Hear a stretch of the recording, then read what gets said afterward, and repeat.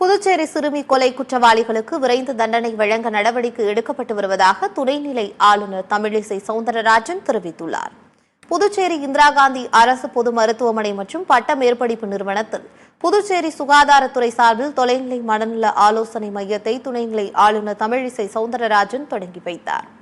தொடர்ந்து அதன் செயல்பாடுகள் குறித்து மருத்துவ அதிகாரிகளிடம் கேட்டறிந்தார். பின்னர் செய்தியாளர்களை சந்தித்த அவர் அனைத்து வகையிலும் போதைப் பொருட்கள் கட்டுப்படுத்தப்படுகிறது என்றும் பாதை மாறிய இளைஞர்களுக்காக மறுவாழ்வு மையம் ஏற்படுத்தப்பட்டுள்ளதாகவும் தெரிவித்துள்ளார். மேலும் புதுச்சேரி சிறுமி கொலை குற்றவாளிகளுக்கு விரைந்து தண்டனை வழங்க வேண்டும் என்றும் வழங்க நடவடிக்கை எடுக்கப்பட்டு வருவதாகவும் அவர் தெரிவித்துள்ளார். இந்த வழக்கை விரைவுபடுத்துவது ஒன்று தனி நீதிமன்றம் அமைக்கிறதுன்னு ஒன்று, இல்லைன்னா நம்ம சொன்னதுக்கு கோரிக்கை வைத்ததுக்கு விரைவுபடுத்துவது. போஸ்ட்போனா 3 மாசத்துக்குள்ள முடிக்கணும், அதை விட விரைவா நம்ம கேட்டிருக்கோம். அதற்காக சட்ட வல்லுநர்கள் பணியாற்றி கொண்டிருக்கிறார்கள். நிச்சயமாக விரைவில் அவர்களுக்கு தண்டனை வழங்கப்படும்.